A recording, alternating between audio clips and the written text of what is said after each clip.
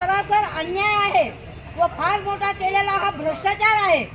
तसेच portable vendor stall ही योजना स्वयंरोजगार अंतर्गत उपलब्ध करून देण्याकरिता एक अतिशय सुंदर योजना राबवण्यात आली होती व हे 2,77,000 एका टपरीकरिता देण्यात आले होते, परंतु अधिकारी व कर्मचारी मिळून निव्वळ 15 ते 20,000 रुपयाची टपरी महिलांच्या स्वाधीन केलेली आहे व बाकीचे फंड कुठे?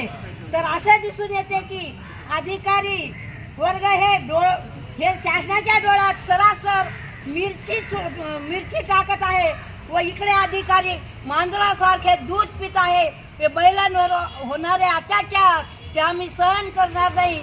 हे आम्हाला जर न्याय मिळाला नाही तर आम्ही आंदोलन चालूच ठेवू व अशा अधिकाऱ्याला बडतर्फ केल्याशिवाय राहणार नाही।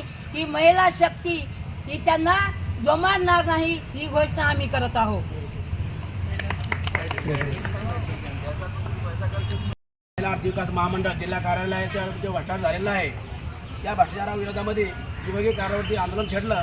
या आंदोलन प्रसंगी विभागीय कार्यालयाच्या अधिकाऱ्यांनी उपस्थित असणं गरजेचं होतं, परंतु त्या ठिकाणी ते ऑफिसला लॉक लावून तिथून पळून गेलेले आहे, त्यांना पळ काढलेला आहे। आणि जर हे संबंधित अधिकारी भ्रष्टाचार नव्हतेच त्यांना पळ काढण्याची आवश्यकताच नव्हती।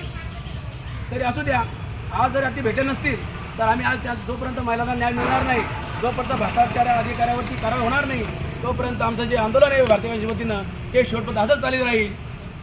एवढं माझी 2 शब्द संपवितो आणि आपला आंदोलनाचा कार्यक्रमाचा इथं संपला असं मी जाहीर करतो।